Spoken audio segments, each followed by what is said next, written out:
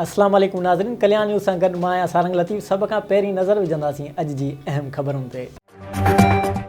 नाज़रीन, मटियारी जे deputy commissioner Syed Murtaza Ali Shah पंहिंजे office में इजलास खे ख़िताब कंदे चयो त बहाण जे ब्लैक मार्केटिंग कंहिं बि सूरत में बर्दाश्त न कई वेंदी। आबादकारनि खे मुक़ररु रेट ते बहाण फराहम करण लाइ ज़राअत खाते ऐं लाॻापियल तालके जा जेके आबादकारनि जी तस्दीक करे तालके सतह ते बहाण जे विकिरे खे यकीनी बणाईंदा। वधीक अघु वठंदड़ डीलरनि ख़िलाफ़ कानून मूजिबि क्रैक डाउन कयो वेंदो। नवाब वली मोहम्मद वेझो ॻोठ हाजी खान बुॻियो में राति देर सां चोर घर में घिड़ी में कए विया। भाॻियनि ऐं पुलिस पेरियुनि ज़रिए पेरो खयो, जेको ॻोठ मिठा खान जोखियो में हिकु घर अंदरि लॻो। नवाब वली मोहम्मद पुलिस चोरी थियल में बरामद करे जवाबदार सुभान जोखियो खे गिरफ़्तार करे वरितो आहे। राब्तो करण ते नवाब वली मोहम्मद थाणे जे इंचार्ज मुबीन बुॻियो ॿुधायो त जवाबदार सुभान जोखियो खे गिरफ़्तार करे चोरी थियल में बरामद करे वरिती आहे। चोरनि सां रिआयत न थींदी, भाॻियनि जी फरियाद ते केस दाख़िल कयो वेंदो।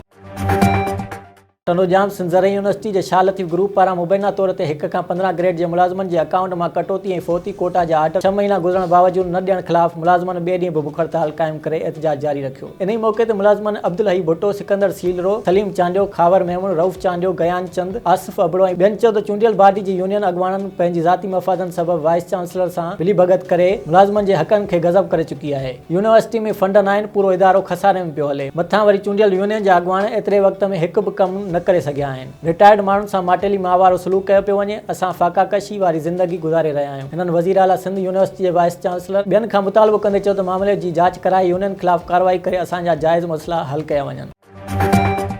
नाज़रीन, टंडो अलियार सिंध जे नामियारे कहाणीकार, कालिम नगार, अदीब, शाइर, तारीख़दान ख़ादिम गहराणू मुफ़लिसी सबबि बिस्तरे भेड़ो थी वियो। अदीब जिगर जी बीमारी में गुरबत ऐं मुफ़लिसी सबबि इलाज कराइण खां लाचार बणियल ख़ादिम गहराणू केतिरे ई वक़्त खां बिस्तरे ते हुजण सबबि इन ई सिलसिले में ख़ादिम गहराणे मीडिया सां ॻाल्हाईंदे चयो त केतिरे ई वक़्त खां जिगर जी बीमारी में मुब्तला आहियां। हैदराबाद ऐं ॿियनि शहरनि मां पंहिंजे वस आहिर इलाज कराए रहियो आहियां, पर अञा ताईं को बि फ़ाइदो न थियो आहे। वस वारनि खे अपील आहे त नोटिस वठी इलाज कराए ज़िंदगी बचाई वञे।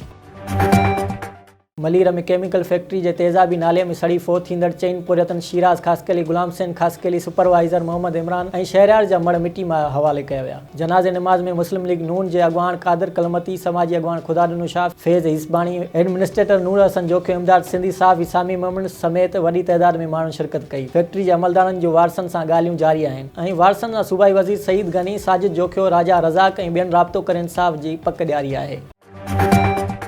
नाज़रीन, ही हुयूं अॼु जूं अहम ख़बरूं। वधीक तफ़सीली ख़बरुनि लाइ विज़िट कंदा असांजी वेबसाइट www.dailykalyan.com ऐं असांजो यूट्यूब चैनल ऐं फेसबुक पेज डेली कल्याण।